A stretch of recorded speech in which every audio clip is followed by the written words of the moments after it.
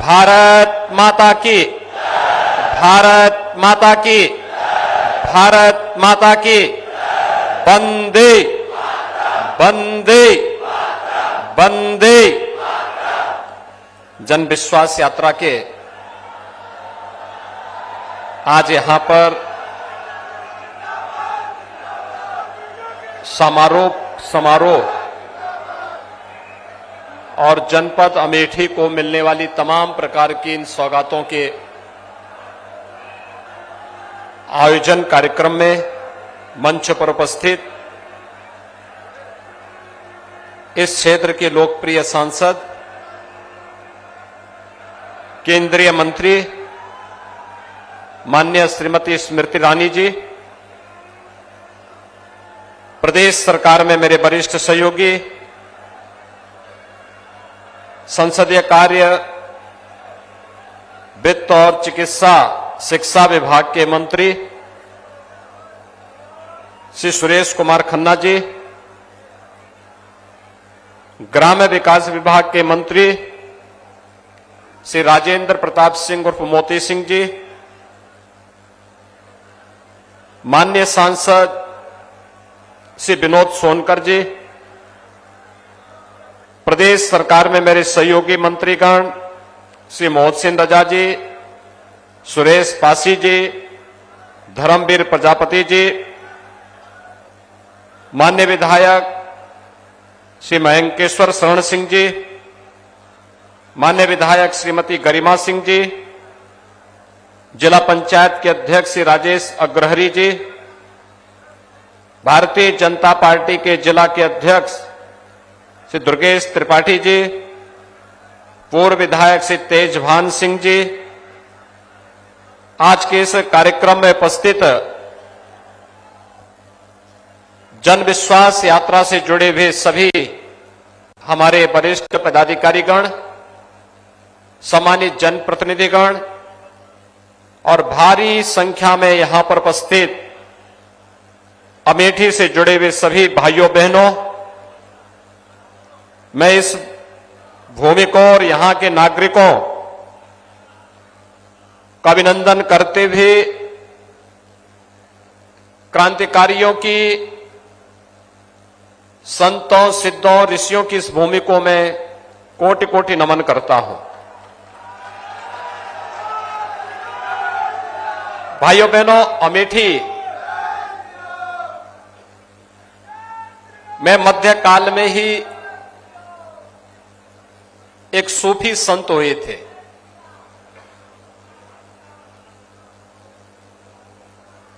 और उन्होंने यहां की धरती में अपनी दोहावली के माध्यम से उस कालखंड में जो अपनी रचनाएं रची थी, मलिक मोहम्मद जायसी ने यहीं से कहा था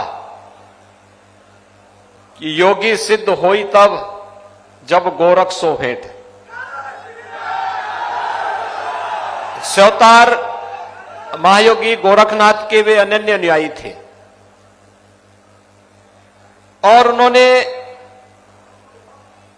उस योग की साधना में इतने पारंगत हुए थे कि उन्हें सिद्धि प्राप्त हो गई थी। भारतीय परंपरा कितनी समृद्ध है, वह व्यक्ति, जाति, मत और मजहब नहीं देखती। अमेठी ने जिन लोगों को आजादी के बाद देश की सत्ता सौंपी थी, मलिक मोहम्मद जायसी की ये बात अगर उनके दिमाग में आई हुई होती तो संभवतः हिंदू और हिंदुत्व में भेद नहीं करते। लेकिन चूंकि जिन लोगों ने विभाजनकारी राजनीति को सदैव अपनाया, विघटन और विभाजन जिनके जीन्स का हिस्सा है, भाइयों बहनों, जिनकी खानदान और जिनके पूर्वज कहते थे कि हम तो एक्सीडेंटली हिंदू हैं, तो वे लोग अपने को हिंदू बोल भी नहीं सकते। ये उनकी मजबूरी है।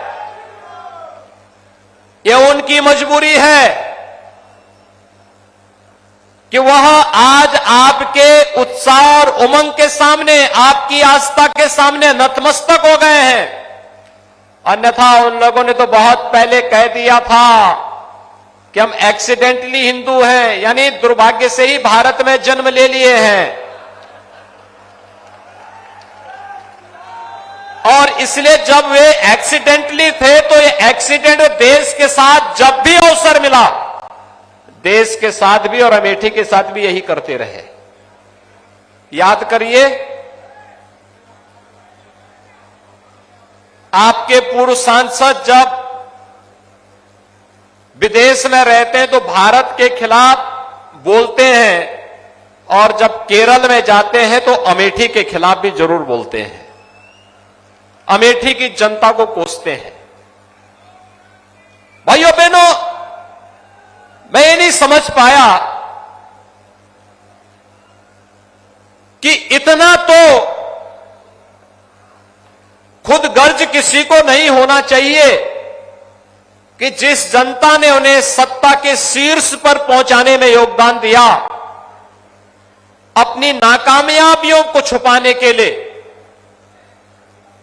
उन्हें बार बार कोसना, उन्हें कटघरे में खड़ा करना, अपनी नाकामयाबियों को न देखना, अपने काले कारनामों को न देखना, मुझे लगता है ये अमेठी के साथ, प्रदेश के साथ और देश के साथ अन्याय होगा। और यही होता रहा है, अमेठी के साथ यही होता रहा है। हम लोगों में कोई छुपाव भी नहीं है और कोई घबराहट भी नहीं है। जब मुख्यमंत्री नहीं थे तब भी हम लोग कहते थे, आज मुख्यमंत्री हैं तब भी कह रहे हैं और आगे भी यही कहेंगे कि गर्व से कहो हम हिंदू हैं। हमें कोई संकोच नहीं है। और हिंदूपन का यह भाव व्यक्ति, जाति, मत और मजहब में नहीं बांटती, ये हमारी सांस्कृतिक पहचान है। इस सांस्कृतिक पहचान को जानने का प्रयास अगर इन लोगों ने किया होता तो 1947 में इस देश का दुर्भाग्यपूर्ण विभाजन भी नहीं होता। सत्ता के प्रति जो इनकी अति लालसा थी, इसने देश का भी विभाजन करवाया था। और यही लालसा लगातार तुष्टीकरण की हदें पार करते हुए कभी कश्मीर में धारा 370 लगाती थी, कभी अयोध्या में राम मंदिर पर ताला बंद करवाती थी, और कभी राम सेतु को तोड़ने के लिए ये लोग लालायित दिखाई देते थे। कभी इस देश में सांप्रदायिकता विरोधी कानून ला करके इस देश के हिंदुओं को कैद कर देना चाहते थे, उनकी आस्था के साथ खिलवाड़ करना चाहते थे। और जब उन्हें लगता है कोई चुनाव आ गया तो भाइयों बहनों फिर ये लोग निकल पड़ते हैं। आपने देखा होगा, गुजरात विधानसभा का चुनाव चल रहा था 2017 के दिसंबर महीने में, और भाइयों बहनों उस समय जब चुनाव चल रहे थे तो चुनाव के दौरान यहां के पूर्व सांसद जब एक मंदिर में गए और मंदिर में घुटने टेक करके पूजा करने के दृश्य बैठने के लिए घुटना टेक करके जैसे बैठे तो पुजारी ने कहा भी पालती मार के बैठो। उन्होंने कहा नहीं, हमें जानकारी नहीं है। उन्होंने कहा भैया ये मंदिर है, ये मस्जिद नहीं है, कम से कम इतना तो सीख लो। अब जिन लोगों को इतने भी संस्कार न हो, वे हिंदू और हिंदुत्व के बारे में भी इस प्रकार का दुष्प्रचार करें तो ये उनकी बुद्धि का फेर है। और भाइयों बहनों, हम सबको अपनी परंपरा, अपनी संस्कृति और अपने संस्कारों पर गौरव की अनुभूति करनी चाहिए।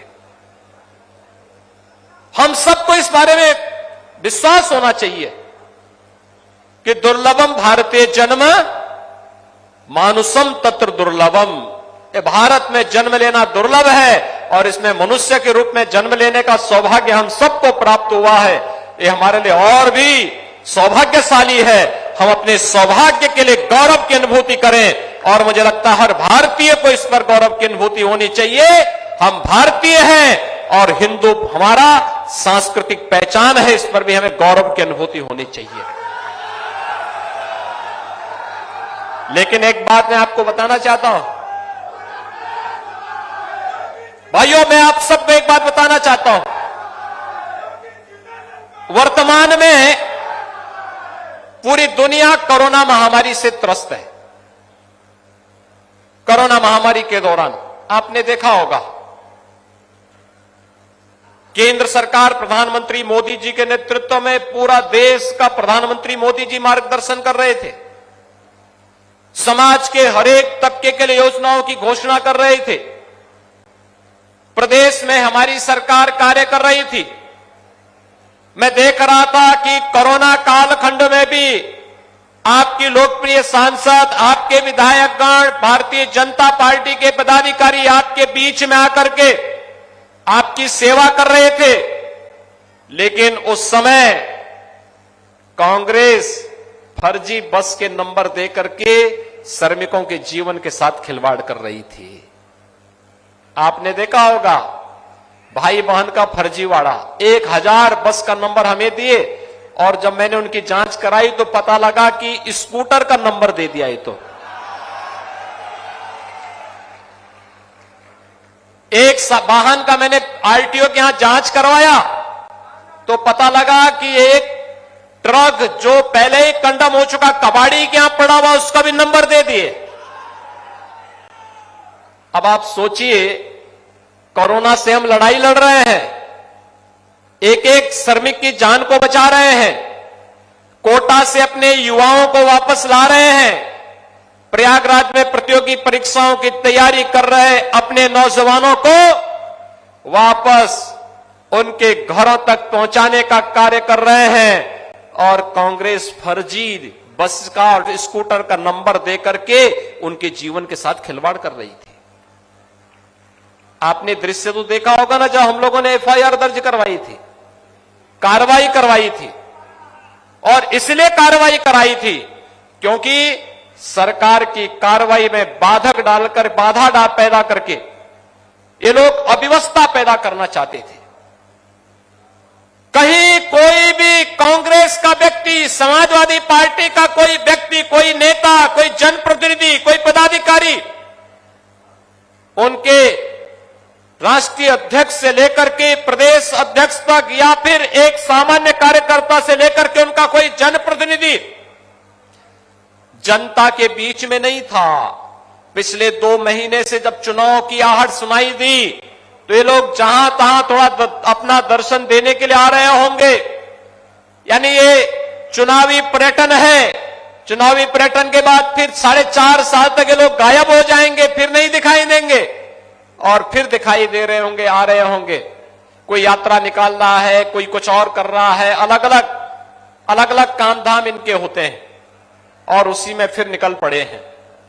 लेकिन भाइयों बहनों, आज मैं आप सबसे कहना चाहता हूं, इस देश की तस्वीर को बदला है और इस देश के प्रत्येक नागरिक की तकदीर को बदलने का कार्य किया है प्रधानमंत्री मोदी जी ने पिछले 7.5 वर्ष के दौरान। हमने तो नारा कोई ऐसा नहीं दिया था, हमने कोई गरीबी हटाओ का नारा नहीं दिया। प्रधानमंत्री मोदी जी ने तो एक ही मंत्र दिया, सबका साथ और सबका विकास। और सबका साथ और सबका विकास का किया हमने। समाजवादी पार्टी की सरकार में, उनकी सरकार के 5 साल में 18,000 लोगों के लिए मकान स्वीकृत हुए, दिए नहीं, अभी कागजों में स्वीकृत हुए थे। और भाइयों बहनों, हमारी सरकार के 5 साल अभी पूरे नहीं हुए, हमने अब तक 43 लाख परिवारों को एक एक मकान दे दिया है। 43 लाख परिवारों को 2,61,00,000 परिवारों को एक एक शौचालय दे दिया है। हर ग्राम पंचायत में एक एक सामुदायिक शौचालय भी दे दिया है। 1,43,00,000 परिवारों को विद्युत का फ्री में कनेक्शन भी दे दिया है।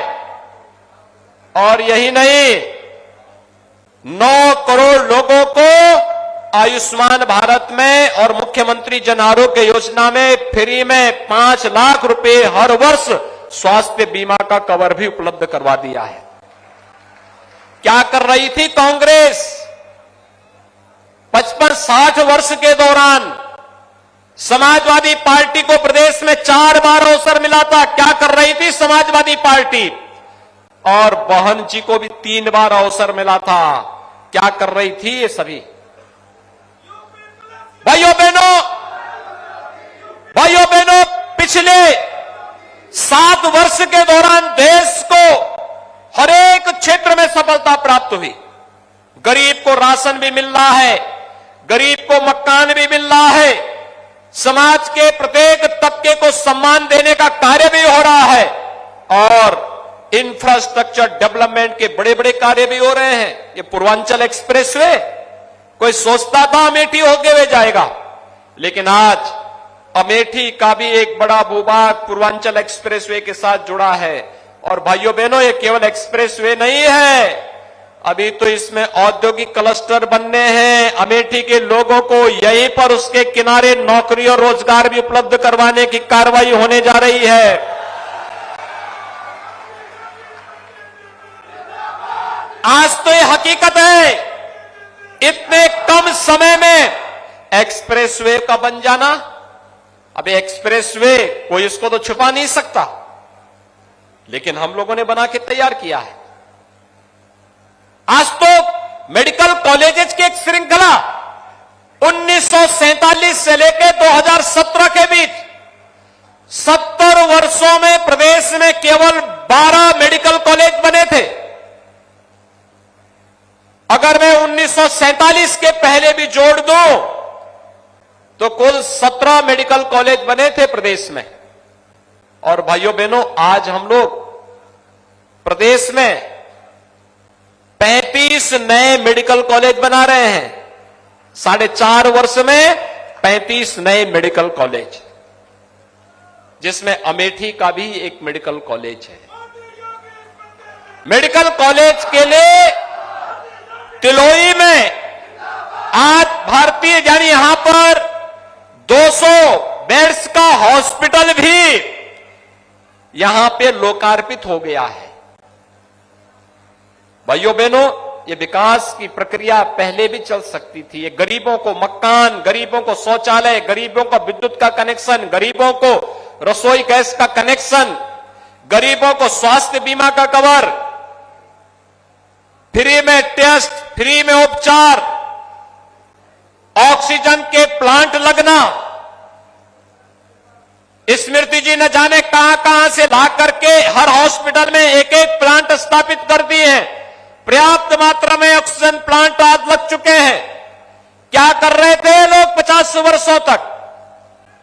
विकास की सोच थी नहीं। लेकिन मैं पूछना चाहता हूं, ये पैसा पहले कहां जाता था? आपकी समझ में आया होगा। ये जो गरीबों के आज मकान पैसे से हम लोग बना दे रहे हैं, पैसा पहले भी था, लेकिन ये पैसा कहां जाता था? ये पैसा पहले चला जाता था सपा समाजवादी पार्टी के बबुआ के जो चिढ़ है, वो कह ही रहे हैं ना। चुनाव आयोग से उन्होंने गुहार की है कि छापे चुनाव के बाद डलवाना है। ये नोट की नोट गड्डियां जो निकल रही हैं, ये जेसीबी से जो नोट निकाले जा रहे हैं, आपने जेसीबी से मिट्टी निकलते हुए तो देखा होगा, लेकिन जेसीबी से नोट की गड्डियां निकलती हुए देखी हैं? ये नोट की गड्डियां वही निकल रही है भाइयों बहनों। जो गरीबों के लिए मकान के लिए पैसा आया था पिछली सरकारों में, गरीबों के लिए अन्न के लिए जो पैसा पिछली सरकारों के लिए था, गरीबों के लिए स्वास्थ्य के लिए जो पैसा था, गरीबों के लिए अन्य योजनाओं का जो पैसा था, वही पैसा ये सब अपना बटोर बटोर करके रखे हुए थे।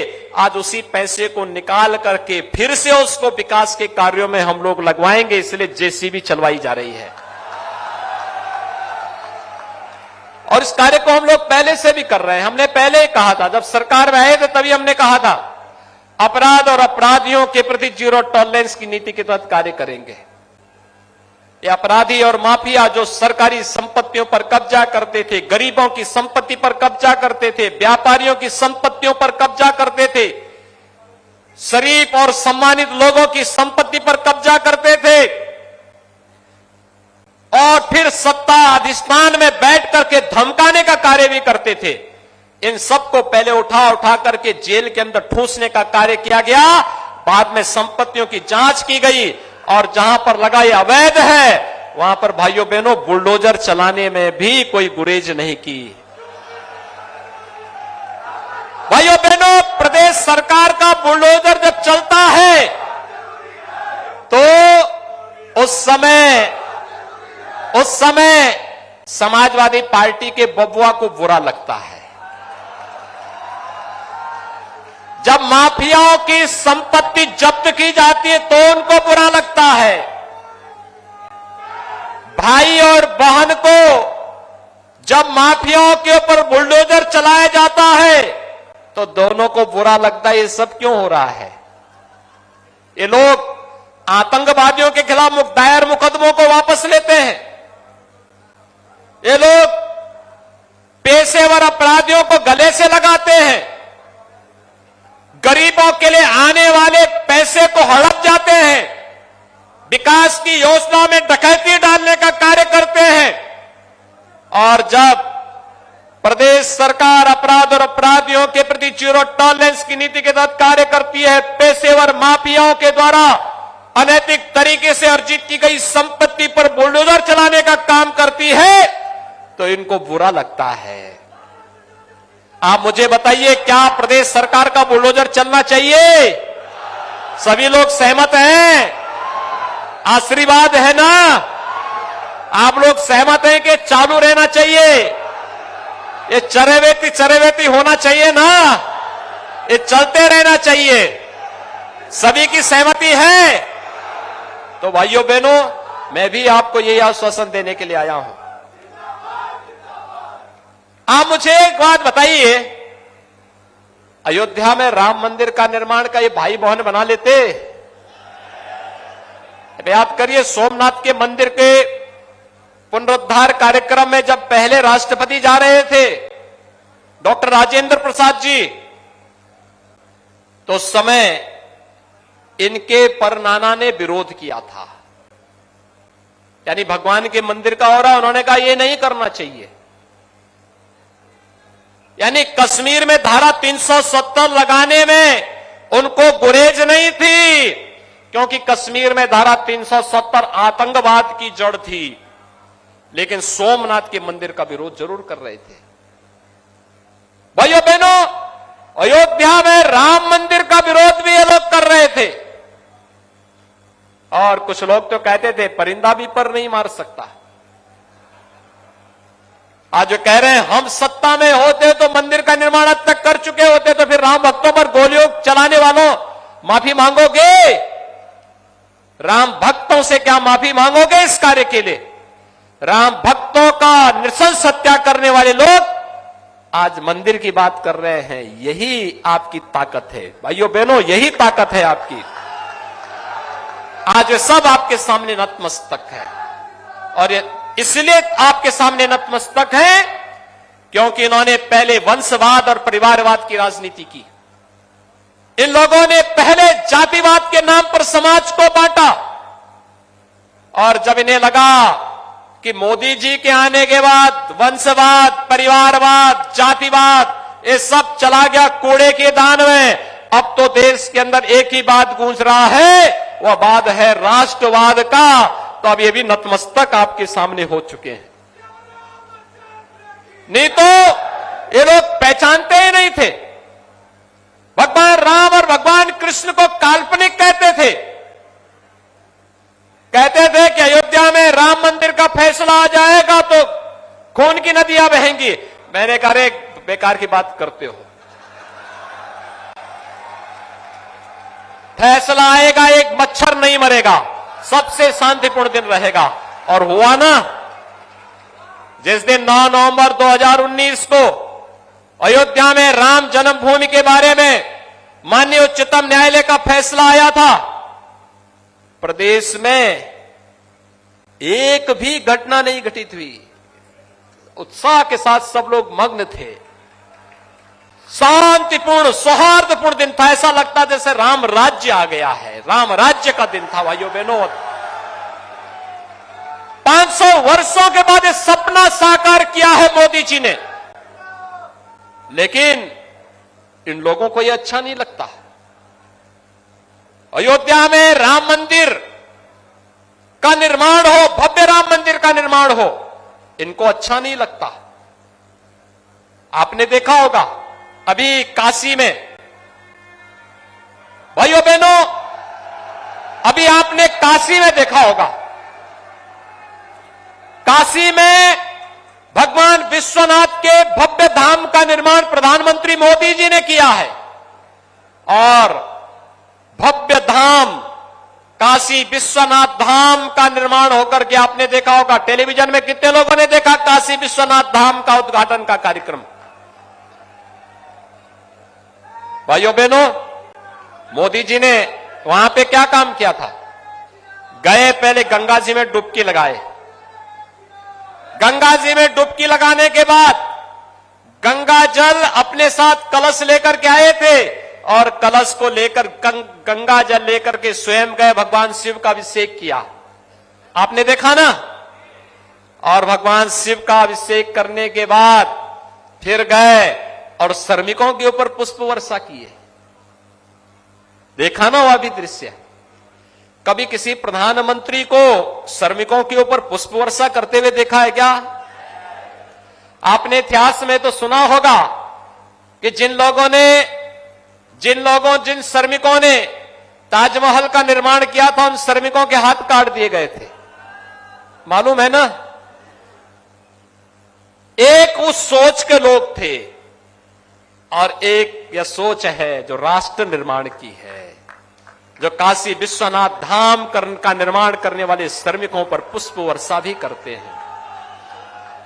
भाइयों बहनों, ये लड़ाई ही वर्तमान में चल रही है, एक तरफ निर्माण की, एक तरफ विध्वंस करने वालों की। एक तरफ वे लोग हैं जो आतंकवादियों पर दायर मुकदमों को वापस लेते हैं, और एक तरफ हम लोग हैं जो आतंकवादियों को ठिकाना लगा करके राम मंदिर के निर्माण का मार्ग भी प्रशस्त करते हैं। एक वे लोग हैं जो गरीबों के लिए आने वाले मकान को, शौचालय को, विद्युत की व्यवस्था को, अन्न योजना के पैसे को हड़प करके अपने घर का विकास कराते थे, और दूसरी तरफ हमारे लिए तो प्रदेश के 25 करोड़ लोग ही परिवार हैं, उनको एक एक मकान हर एक गरीब को दिलवाने का कार्य हमारे माननीय सांसद, माननीय विधायकगण कर रहे हैं। ये काम पहले भी हो सकता था, आजादी के बाद भी हो सकता था। मोदी जी ने आने के बाद जो काम शुरू 2014 में किया, ये काम 1947 में क्यों नहीं प्रारंभ हो पाया? ये काम 2004 में क्यों नहीं प्रारंभ हो पाया? 2009 में क्यों नहीं हो पाया? अगर ये बात हमने समझने का प्रयास किया होता भाइयों बहनों, तो संभवतः ये जो अमेठी को अपनी बपौती समझने वाले कभी भी हिंदू और हिंदुत्व के नाम पर आपके बीच में फूट डालने का दुस्साहस नहीं कर पाते, कभी नहीं डाल पाते। हमने तो कोई भेद नहीं किया। हमने तो, सरदेव अटल जी ने तो एक बात कही थी, आदमी न छोटा होता है न बड़ा होता है, आदमी तो सिर्फ आदमी होता है। यही तो हमारे संस्कार हैं। हमने तो एक ही बात की, और वह था सबका साथ और सबके विकास का। आज भाइयों बहनों, मैं आप सबसे यही अपील करने के लिए आया हूं। आज मुझे अच्छा लगा, यहां पर पिछले 5-7 वर्षों के अंदर आपने देखा होगा यहां की तस्वीर बदली है। स्मृति जी जब से केंद्र सरकार में मंत्री बनी, आपने 2019 में उन्हें यहां से सांसद चुना। मैं देखता था 2014 से 2019 के बीच में जितनी बार माननीय स्मृति ईरानी जी ने अमेठी का दौरा किया, उतनी बार अपने 3 बार के कार्यकाल में भी श्री राहुल गांधी अमेठी नहीं आए थे। यानी वे सांसद नहीं थी यहां से, लेकिन फिर भी वे यहां की जनता की सेवा के लिए आती थी। 2019 में आपने सांसद के रूप में चयन किया, मैं इसके लिए आपका अभिनंदन करता हूं। और भाइयों बहनों, आज आपने देखा होगा समग्र विकास की दिशा में अमेठी आगे बढ़ रही है। ये मेडिकल कॉलेज, ट्रामा सेंटर और अन्य विकास की जो तमाम योजनाएं हैं, जिसमें पूर्वांचल एक्सप्रेसवे भी है, अभी एक ट्रामा सेंटर बनकर के तैयार हुआ है, बहुत शीघ्र वहां पे जो उपकरण दिए जाने हैं जगदीशपुर में, चाहे वहां उपकरण के हो, चाहे वहां डॉक्टर्स की उपलब्धता हो, ये सभी हम उसके लिए उपलब्ध करवाने के लिए कार्रवाई कर रहे हैं। और जिले में पुलिस लाइन के निर्माण की कार्रवाई को भी हम लोग पहले ही मंजूरी कर चुके हैं। यानी जिला मुख्यालय के साथ ही यहां पर इन सभी कार्यक्रमों को आगे बढ़ाने का कार्य सरकार के शीर्ष प्राथमिकता पर है। लेकिन आज मेडिकल कॉलेज की सौगात आप सबको प्राप्त हुई है। भाइयों बहनों, यह मेडिकल कॉलेज आपके यहां 292 करोड़ रुपए की लागत से बनेगा और 292 करोड़ रुपए की लागत से बनने वाला यह मेडिकल कॉलेज 2022-23 में यहां पर एमबीबीएस प्रथम वर्ष में प्रवेश की सुविधा भी यहां पर रहेगी। यहां के जो मेरिटोरियस छात्र हैं, मेडिकल के क्षेत्र में अपने जीवन को आगे बढ़ाना चाहते हैं, चिकित्सा सेवा में जो लोग अपने को समर्पित करना चाहते हैं, उन लोगों के लिए और फिर धीरे धीरे करके यहां पे हम नर्सिंग का, पैरामेडिक्स का भी पाठ्यक्रम इसके साथ जोड़ करके एक मेडिकल हब के रूप में इस क्षेत्र को विकसित करने का कार्य करेंगे। आज मैं इसके लिए यहां की इस योजना के लिए मेडिकल कॉलेज का यह संस्थान अमेठी जनपद में स्थापित हो सके, जो कार्य आजादी के बाद अमेठी में नहीं हो पाया, उस कार्य को एक समय सीमा के अंदर जब डबल इंजन की सरकार आई तो भाइयों डबल इंजन की सरकार ने वह करके दिखाया है। प्रधानमंत्री मोदी जी का सानिध्य मिला, यहां के माननीय सांसद श्रीमती स्मृति ईरानी जी ने, तिलोई के माननीय विधायक और इस जनपद के सभी जनप्रतिनिधियों ने मिलकर के जब एक साथ ताकत लगाई तो मेडिकल कॉलेज भी यहां पर स्थापित हो रहा है और मेडिकल कॉलेज की कार्रवाई इसी सत्र में और प्रारंभ भी होगा। आज इस रूप में आपके सामने है। मैं आप सबको इस बात के लिए आश्वस्त कर रहा हूं, विकास के लिए जब जागरूक जनप्रतिनिधि हो तो जनता जनार्दन को परेशान होने की आवश्यकता नहीं होती है। ये स्वयं मेहनत करके आपके लिए उन प्रकार की योजनाओं को लेकर के आते हैं। और भाइयों बहनों, सरकार, केंद्र सरकार और प्रदेश सरकार आपके विकास की योजनाओं को, गरीब कल्याणकारी योजनाओं को आप तक पहुंचाने के लिए पूरी प्रतिबद्धता के साथ कार्य करेगी, इसमें कोई संदेह नहीं होना चाहिए। ये जन विश्वास यात्रा 5 वर्ष की सरकार की उपलब्धियों पर आपका एक बार फिर से आशीर्वाद प्राप्त करने के लिए आपके बीच आई है। और मुझे प्रसन्नता है कि इस यात्रा का जो एक काशी से निकलने वाली यात्रा थी, गाजीपुर में इसका शुभारंभ केंद्रीय मंत्री और आपकी लोकप्रिय सांसद स्मृति जी ने ही इसका शुभारंभ किया था और आज समापन पर भी वे आज आपके बीच में यहां पर उपस्थित होकर के उन्होंने आपका मार्गदर्शन यहां पर किया है।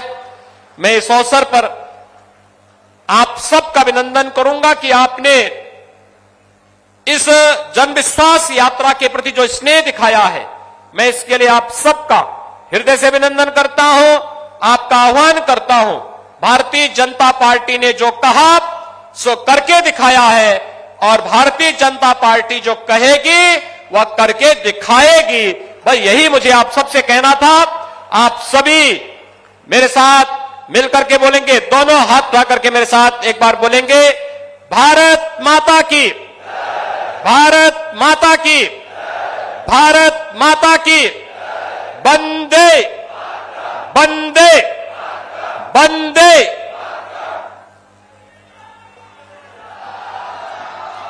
बहुत बहुत धन्यवाद। एक बार जोरदार तालियों के साथ अभिनंदन, वंदन, स्वागत और धन्यवाद ज्ञापन हेतु हमारे बीच में पूर्व जिलाध्यक्ष भारतीय जनता पार्टी अमेठी श्री दयाशंकर यादव जी।